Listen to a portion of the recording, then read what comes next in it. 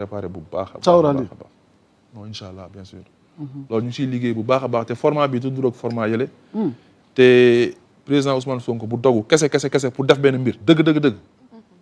waaw maanaam nit ci dañ servi incha allah ils seront servis incha allah. d'accord alors dañuy desandi ak yow ba tey parce que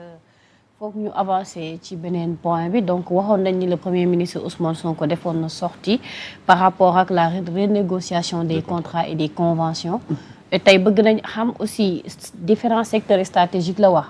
donc sûrement yow dañ la dénk loo xamante ni mun nañu wax ne implication direction daf ciy bokk parce que lu jëm ci wàllu CDC ñàkkul ne peut-être am na ci loo xamante ni ci seen côté yéen seen secteur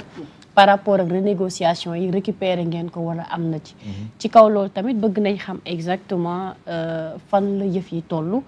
depuis bi ngeen yegsee ci direction bi ba tey parce que am na ci coow lu fi juddu woon ci affaire Mbambilor rek ñoo ni mel donc ça fera l'objet d'un débat pour ñu apporter si ay éclaircissements. On va aller étape par étape. D'accord. Maintenant la sortie du PM concernant contrat yi l'état des lieux ñu def ko ak yow parce que tamit il y a eu une réplique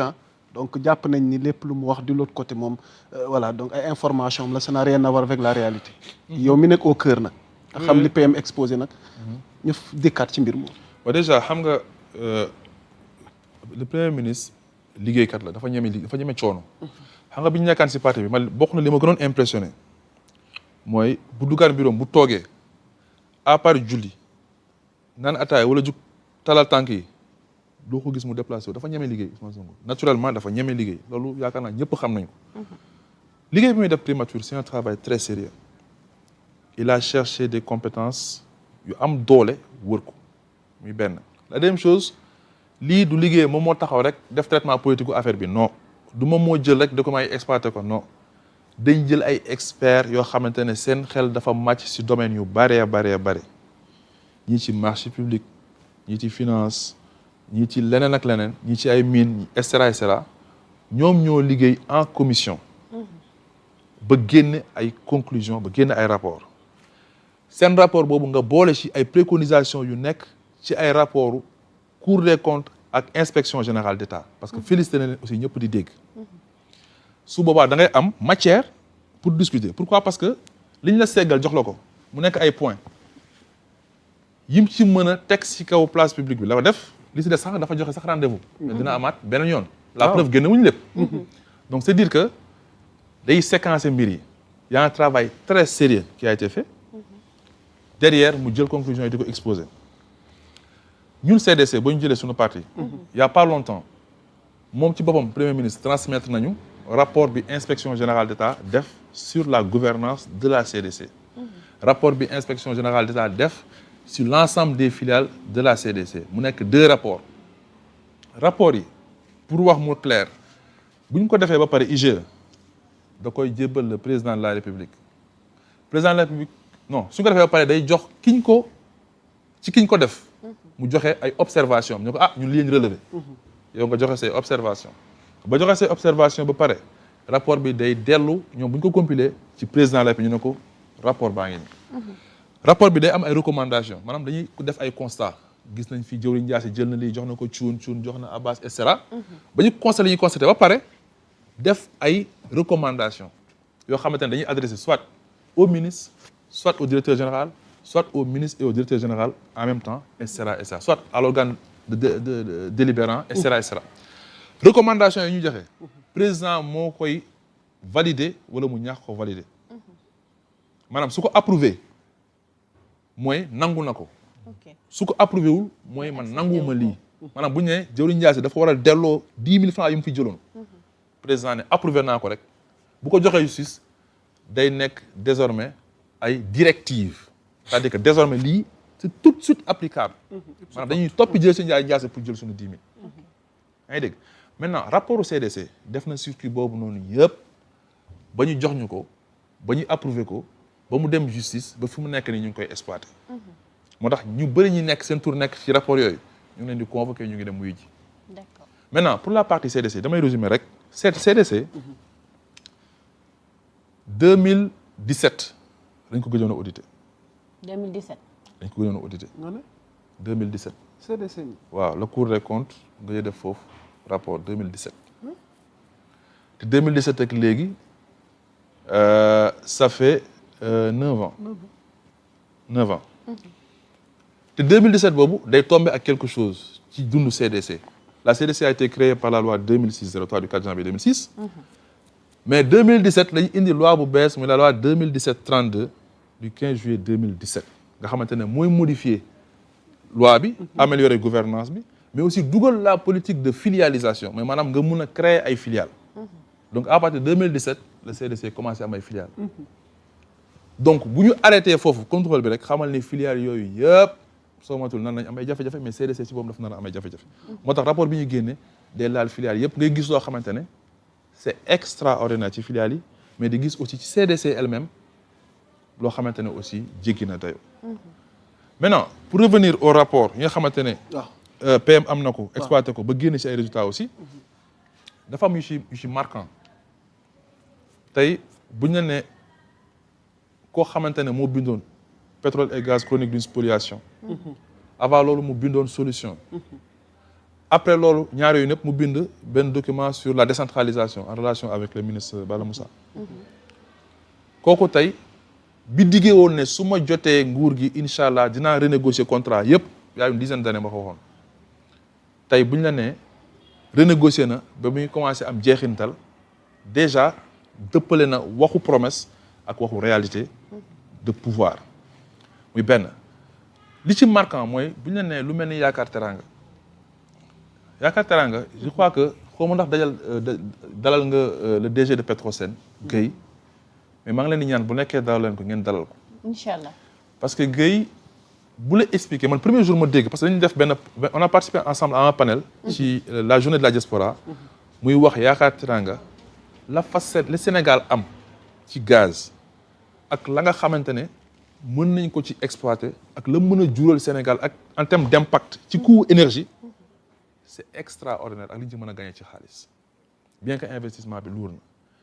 xam nga tey li ñuy coow yëpp plateforme industrielle yi agropole yi agro business beeg transformation bi ñu bëgg fii Sénégal nga xamante ne moo war a tax Sénégal am dara lépp c'est suspendu à un coût de l'électricité bu supportable parce que nee naa poste de charge yi gën a am solo ci wàllu industrialisation mooy électrification dépense en énergie donc tey bu ñu demee ba xam ne tey war nañ mën a renégocier lii ba tax suñu coût électricité wàcc mu yokk compétitivité Sénégal parce que xam ngeen entreprise yu bëri léegi installé wuñu fii mais Côte d'Ivoire la ñuy jëm parce que seen usines yi foofu ñu leen di facturer ay 60 francs le kilowattheure fii ñu ngi ay 120 daanaka le double c'est extrêmement cher Sénégalais yu bëri ñu ngi installé wu foofu donc day yokk suñu attractivité waaye aussi day tax aujourd'hui fii au niveau local transformation aussi mën a am jëmm ginnaaw produit yu bëri dañ ko fii importé mun naa am su boobaa dinañ ko bayee fii localement et puis maanaam enjeu bi dafa mag trop. non dogguma la DG li ngay wax c'est tellement vrai que en parlant de chiffres pour appuyer vos propos boo ma ko mayee déjà identifié nañ parce que déjà champ Yaakaar Teranga mi ngi situé ci zone Arkaya exploration yi identifié nañ 25 à 32 comme ni ñuy nattee gaz TCF de gaz ce qui en ferait l'un des plus grands gisements de la sous-région son exploitation pourrait réduire de plus de 50% le coût de la production de l'électricité, passant d'environ 80 à 90 francs CFA kilowattheure à près de 40 francs CFA. Cela améliorerait le pouvoir d'achat des ménages et la compétitivité de l'industrie. Donc pour dëgg li ngay wax ni li nga xamante ni moom lañ mën a am ak Yaakaar Teranga ci DG bi ni nga ko expliqué. Exactement loolu mooy impact bi. te xamante ne loolu conséquence yu extraordinaire si panier ménagère beeg si industrialisation bi dafa am solo trop. Mais l'autre chose la plus importante. boo jëlee lu mel ni ICS tey bis bu ñu ko jotee ba mën a jël suñu phosphate liggéeyal ko suñu bopp transformer ko suñu bopp Sénégal mën na ci tàkk ba faw xam nga maa ngi wax l'autre jour di joxe benn exemple bi ñu demee Maroc bon récemment ànd nañu ak le premier ministre Ousmane Sonko dem ak moom mission toog ak waa OCP gannaaw bu ñu visité seen installation yi am solo yi ñi ñuy waxal ci OCP fi ñu toll fi ñu jugee jafe-jafe yi ñu am naka lañ jëlee ay mesures ne désormais sunu phosphate kenn du ko laalati ci àdduna bi fii lañ koy modifier ba pare fii lañ koy transformer ba pare codifier ko tey ñun sunu phosphate bi buñ jëloon dugal ko ci code bi ne kenn mënatu koo laal kenn mënatu ko exploiter à l'état brut fii lañ koy transformer rek c'est déjà une décision majeure marocains yi foofu lañ commencé tey ñooy les premiers exportateurs au monde mais man loolu attiré sama attention li gën a attiré sama attention mooy bi ñuy waxtaan benn kilifa bu fa nekkoon dafa ne ren OCP mooy fichier chérifien du phosphate versé na 2000 milliards à l'administration marocaine. Imagine benn firme mu à elle seule mën a verser 2000 milliards. Imaginez à l'échelle de 3, 4, 5 firmes. loolu c'est le tiers de notre budget qu'on a versé en fait. moo lay wax ni phosphate bi suñ ko téye transformé ko suñu bopp gérer ko suñu bopp dina am impact bu am solo suñu politique agricole nga xamante ne dañoo tombé sax premier ministre jël décision ne il faut ñu revoir notre modèle de politique agricole. subvention yi ciy def yëpp nga xamante ni nga subventionné bay bëgg a dee mais terewul ni à la fin ay coow ak ay manifestation ak ay grève lu jeex ngay gis forme coopération yëpp yi si nekk maanaam lépp loo xamante ne day laal modèle bi rek ñu ngi koy tëggaat yàlla def mu tombeek ñu récupérer ICS pour man bu ñu si investir ëllëg mbay mi nga xamante ne tey mooy polariser du monde au Sénégal te mooy tax ñu mën a amorcer développement économique dëggu Sénégal pour man dina am solo trop indépendamment du fait nag que ni am na ay somme d'argent yoo xamante ne manque à gagner bu am solo la chiffré ko ci 1000 et quelques milliards waaye aussi am na ay redevances yoo xamante ne tey ñu ngi ne waa société bi faw rek ñu fay ñu ko balaa ñoo mën a continuer seen exploitation mu toll ci ay 200 xaw ma 250 milliards renégociation yooyu aussi gis ngeen ne Sénégal amoon na lu toll 7000 et quelques abris provisoires ministère des infrastructures bañ càmbaree seen i contrat bu baax a baax gis nañ que ni renégocier nañ bi ñu renégocier ba pare am na 2000 salles de classe boo xamante ne gagné nañ ko ci mais 2000 salles de classe mais du lu affaire bu ndaw 2000 salles de classe yooyu yëpp surfacturation la woon surfacturation oui parce que xam nga booy renégocier day fekk ñu léser la ci contrat bi te pourtant loolu maître Youm bi mu génnee ci sortie bu mu defoon nee na loolu noonu nekkul lu fondé en fait ah mais xam nga maître Youm dafay politique man à mon niveau waxuma état bi de ak ay contrat am waaw man génn naa fi daaw ne optimiser naa lu mat 100 milliards parce que fekk naa projet bu ñu doon perdre 40 milliards mu restructurer ko fekk naa ku ñu signé 39 milliards ma annulé ko fekk naa ku jël alalu CDC daw ma jëflanteeg moom mu delloo si waat milliards yi ak yeneen mais dégg naa bëri na ñëw ci sutural de ñu ñëw ci suuf non en fait nu mu demee xam nga état bi waaw moo ne woon waaw li mu soxla mooy nañ delloo suñu xaalis man du ma fekk CDC am boo dajalee compte am yëpp 268 millions nga xamante ne daanaka pour mu fay salaire sax day xaw a doy waar boobu CDC ñoom ñu ngi posé wu en interne est-ce que sax mois yi weer yi ñëw dañu am lu ñu fayee salaire bi nga yegsi est-ce que damay ñëw fekk kenn ku la yoreel milliard war la mën a delloo sa milliard ngay dàqanteeg moom di xuloog moom alors que yow yaa ngi am ay exigence yu taxaw nii tembe nga war ko gérer ok maintenant bi état bi bëggee loolu aussi du man maa ko def yooyu ci filiale yi lay jógee conseil yi ñoo ko maintenir di ko gérer suñu bopp suñu ay collègues ñoo négocier ak parti yooyu indi seen avocat ñu waxtaan ak suñu ay avocat ñu d'accord def protocole juge homologué ko ñu soog a verser xaalis bi CDC ok donc loolu du Fadilou mooy jóg di négocier qui que ce soit mais day jaar fu mu war a jaar d'ailleurs inspection générale d'État sax mi ngi woon foofu mission te xam nga fu ñu nekk mission lépp lu ñu fa jël comme décision dañ leen di consulter donc dañuy participer aux commissions de surveillance dañuy participer au conseil d'administration des sociétés donc salle de classe yi 2 millions rek affaire bi exceptionnelle la mais aussi yenn actifs yi tey suñu phosphate ak yenn mines yeeg titres miniers yi am yëpp gis ngeen ne lu bëri retiré nañ ko parce que dañ daan jox nit titre minier du si mën fukki dërëm mu dem utiliser ko jaayaat ko encaisser benn x nombre de milliards am dem yoonam man am na kenn ko ma xam koo xamante ne titre minier am da ko jaay ay coût de milliards dem yoonam tey état du Sénégal titres yooyu yu bëri récupéré waat na ko te titres yooyu ngay jox ñi ko mën a développer ñu jël ko def noonu la demee aussi si patrimoine foncier bi noonu la demee si wàllu électrification bi da doon gis benn contrat boo xamante dañ koy signer nga war a électrifier 200 villages ñu surfacturer ko de manière extraordinaire yow boo ñëwee nga waxtaan ak waa ji nga ne ko dañuy raisonnable rek xam nga ni li ngay jaay nii dañ koy jaay à travers le monde lii mooy coût médian bi lii mooy coût normal bi boo leen discuter ba pare ngeen tombé d'accord sur quelque chose fu mu la naroon jox benn mën na la fa jox 10 noonu la Déthié Fall def ci axe Cilmaxa boobu nga xamante ne nee na mooy fi ngeen jaaroon poussière métti bi dal leen pënd bu métti dal leen voilà nga xamante ne axe boobu dañ ko soxla depuis des années nit ci facturé woon ko 24 milliards ngeen gis ne tey liñ koy defaree 8 milliards kese la mais nag ñëpp wax na c'est-à-dire que loolu dafa laaj ñu féliciter état bi nga xamante ne bu yàgg yéen doon rêvé maanaam am ay coûts yu réel am état bu am yërmande luy jar dërëm ñu ne dërëm lay jar ñu ñaar dërëm ñu ne ñaar dërëm lay jar léegi nag impact loolu mooy fa nga doon am benn axe boo defar ak 24 milliards nga mujjee am 3 axes yoo xamante ne dañ koy defar donc renégociation yi lu exceptionnel la j'ai aussi apprécié le fait que dafa jël ay directeurs généraux de structure lu mel ni SOGEPA nga xamante ne ñooy gérer patrimoine bâti wu état nga xamante ne lu nekk xew na ci dégg ngeen waa ji nga xamante ne comptam defoon nañ ci 4 milliards mu ne 4 milliards yi gisu ko woon ah dégg nga ñoo xamante ne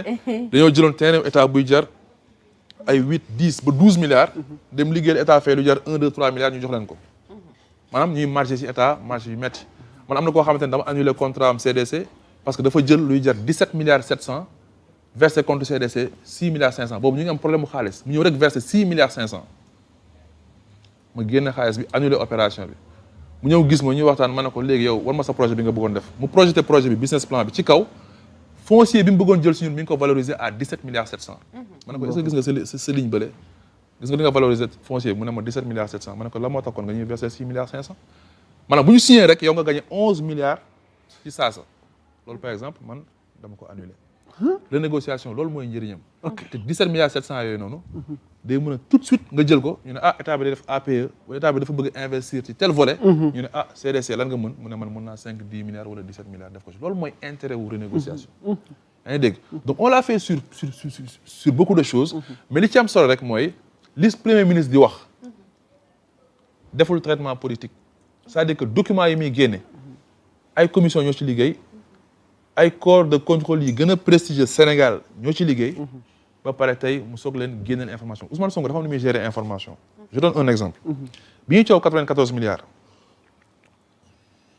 ñu am 2 acquiescements yu ñu génne mu def 93 virgule xaw ba ñaata milliards moom la ñu wax 94 milliards ñu arrondir ko dafa am bis ñu nekk suñu siège ñu siy waxtaan ni mu tourné ma ordinateur am ne ma xool kii bi yor naa yeneen acquiescement boobu 2 acquiescements moo génn muy 94 milliards mais à l'époque wane woon na lu ma 10 acquiescements yoo xamante ne man tegoon naa si sama bët li mu génne nii aussi xam na lu ko gën a garaaw téeméeri yoon. parce que nee nga parti moo génn am na leneen lu des. annoncé na ko sax d'ailleurs pour une rencontre à venir c'est-à-dire que du wax loo xamante ne voilà du wax loo xamante ne day déstructurer administration bi du wax loo xamante ne day compromettre efficacité bi nga xamante ne moom lañ ciy viser parce que renégociation dafa war a mën a am jeexintal dafa war a mën a am impact waaye nit ki bu nekkee boo joxe information bi moom dina gêné wu wala dina braqué wu wala dina yàq loo xamante ne tey day tax duñu mën a am cohérence bi ñu soxla ak impact bi ñu soxla ci opération bi day tax da ngay gëm a altérer affaire yi mais li mu xam ëpp na fuuf